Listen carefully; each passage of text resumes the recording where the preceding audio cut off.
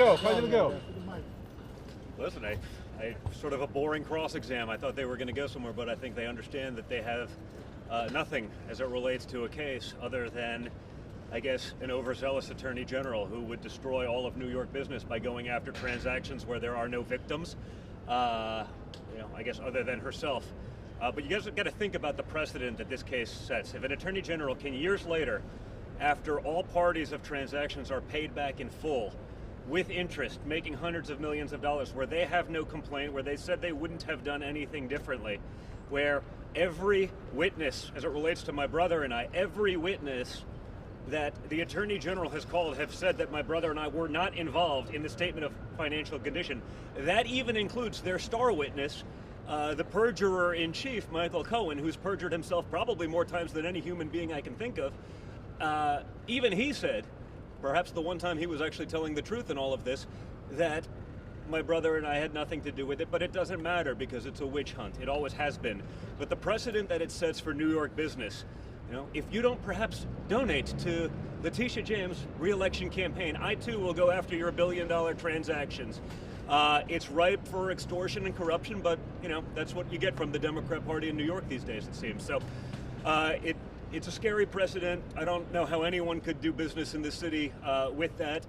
Anyone you speak to who's actually in banking, who's actually in real estate, understands that. But again, they don't want to put themselves in the crosshairs, so perhaps they'll be silent. So it's a disgrace that this is happening right now, but I think we'll make our points, we'll make our case, and we'll go on from there. So you guys have a great day. Thank you. No, listen, I got to find out about my aunt passing away, literally. Not really what I want to talk about, but no, I got to, literally about, as I pulled up here this morning, I found out, my aunt passed away. Not a great swing thought, in the back of your head as you're going to deal with this sort of insanity. I'm very close with her grandson. We hang out all the time, and so it's obviously a rough day for that, but unfortunately it is what it is. This is what it's become, right? Every day there's going to be another nonsense, another lawsuit. They're going to keep trying. Reality, facts, that doesn't matter because that's where we've gotten in a politicized country. So it's a shame, and we'll deal with that accordingly. I think I'm done, actually. I don't, they had the opportunity to cross-examine me, a rather mean-spirited attempt to try to do something, but they didn't get into any details in the cross because they've been able to play this out in the press. Donald Trump Jr. doesn't know anything about the finances of the company, according to. No, they asked me specifically about the statement of financial condition, one document of billions, and like I said, every witness that they have said has, under oath, said that Eric, myself, we had nothing to do with the document. No, nothing. Even Cohen, like I said. But that is the basis for why we are apparently already guilty of fraud, having never even heard from us at that point before ever hearing from these witnesses. So that's why, it's a little bit ridiculous, right? You can't even make your case before, oh wait, this is it. Well, the document that you're relying on this, I'm not supposed to rely on a big five accounting firm, like one of the biggest accounting firms in the world. I can pay them millions of dollars. I rely on them to do accounting, but I'm supposed to know more than them. By this logic, insurance companies are going to start suing patients for listening to their doctors, right? Do you understand? Like, am I supposed to know more? Oh, Don Jr. doesn't know anything about it. I'm not an accountant. I'm a business guy.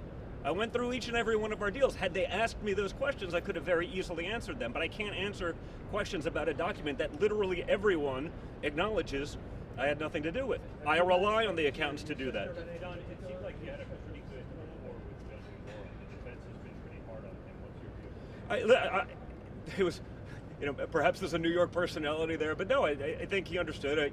I can't help myself even in a very serious situation.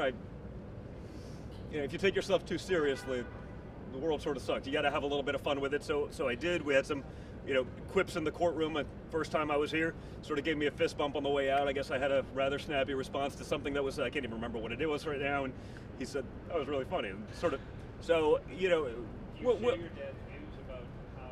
Listen, I'm not gonna. I don't even know how far the gag order applies. So, I don't need to do that and put myself. I'm in enough crosshairs, guys. But again, this is about the Attorney General going after and prosecuting their political enemies. And if you don't believe that, just listen to what she said before she was ever Attorney General, right? We're going to go after Trump. We're going to go. We're in New York. It's bullshit, okay, is what it is. But that doesn't matter because it's also New York, because it is so one-sided. And that's the reality of the world in which we live today. So we got to play accordingly. But I imagine, as you'll hear from our other experts and witnesses and the banks and everyone, they'll totally back up our side of the story. I just don't know that any of that matters because, unfortunately, it doesn't feel like, we're playing by the rules. We're playing by a one-sided system of justice. So, why is there yet thanks, guys. a motion?